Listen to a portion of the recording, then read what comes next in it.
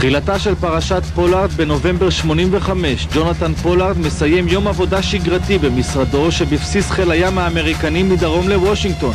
בידו הייתה מעטפה שכתוב עליה סודי ביותר. סוכנים של ה-FBI שעקבו אחריו עוצרים אותו בחשד לריגול לטובת ישראל. ב-1983 נחתם הסכם העברת מידע מודיעיני בין ארצות הברית לישראל. בהסכם התחייבה ארצות הברית להעביר לישראל מידע על סכנות ביטחוניות. מדינות ערב מתחילות לפתח נשק כימי. באותו הזמן ארצות הברית חוסמת מידע ביטחוני חיוני לישראל. פולארד, שעבד כמנתח מודיעין בצי האמריקאי באותה תקופה, נחשף למידע רגיש ומדויק על תוכניות של מדינות ערב לפגוע בישראל בנשק להשמדה המונית. ישראל כאמור לא יודעת ואיננה ערוכה לכך. פולארד מנסה להעביר את המידע באמצעות הצבא האמריקאי, כפי שארצות הברית התחייבה בהסכם.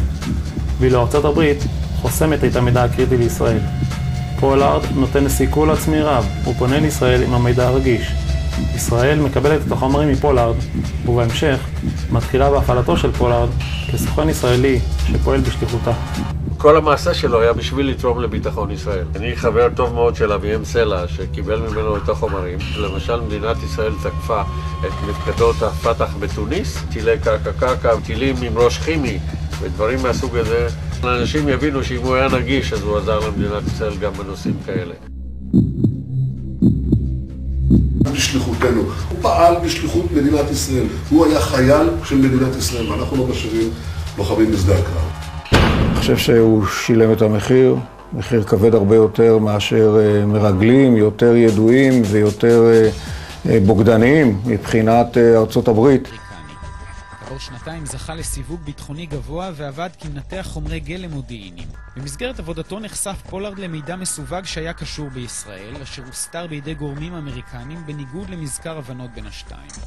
הוא פנה לאלוף משנה אביהם סלע, ובמשך שנתיים העביר דרכו מאות אלפי מסמכים לידי מחלקת ביון מיוחדת בלשכה לקשרי מדע של משרד הביטחון, שבראשה עמד רפי איתן.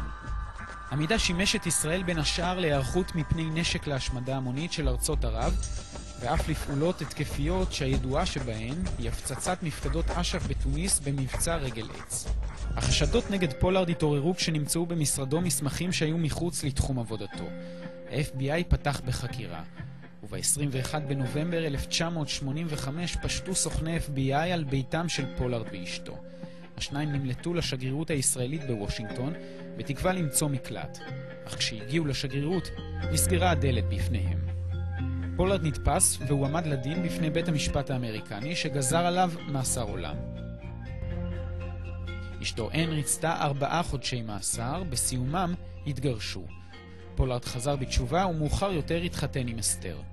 בשל רגישות היחסים של ישראל עם ארצות הברית נמנעה ישראל מלהכיר בפולארד כסוכן מטעמה, אך במשך השנים עם התגברות הלחץ הציבורי לשחררו השתנתה עמדה זו.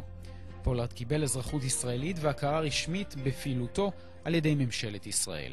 ישנו יהודי יקר מאוד, עשה רבות למען עם ישראל בעולם, עשה רבות למען ארץ ישראל, להציל אותנו מכמה דברים קשים שהיו יכולים להיות.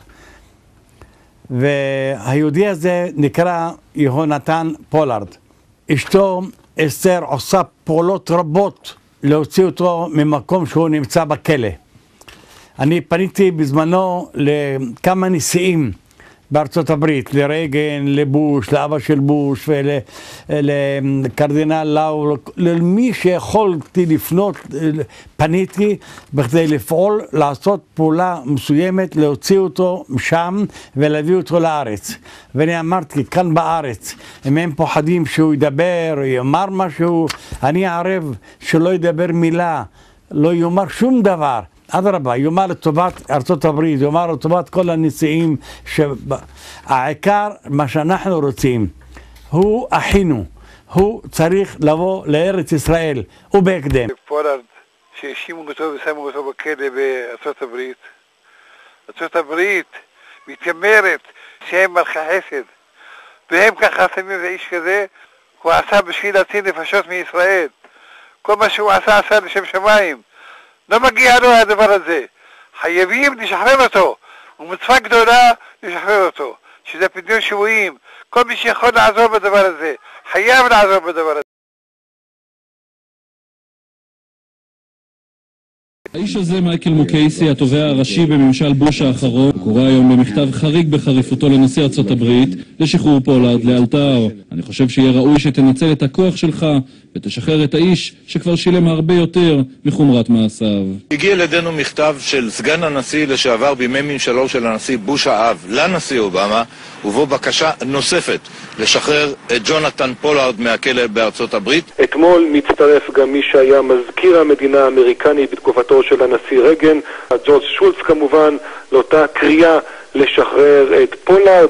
I think it's appropriate, obviously, because he's been in jail for 25 years, which is 3 times longer than anybody who's ever provided classified information. הנרי קיסינג'ר, שר החוץ לשעבר של ארצות הברית, שמספר במכתב שהוא כותב לאובמה שהוא חושב שהצדק מחייב את שחרור של פולארד. אפילו מי שהיה ראש ה-CIA בתקופת קלינטון משנה עכשיו את דעתו ואומר לאהרון ברנע בוושינגטון 25 שנה בכלא and die בהוטל. Pollard should be released. I think the time has passed for Pollard to be serving the sentence given the offense.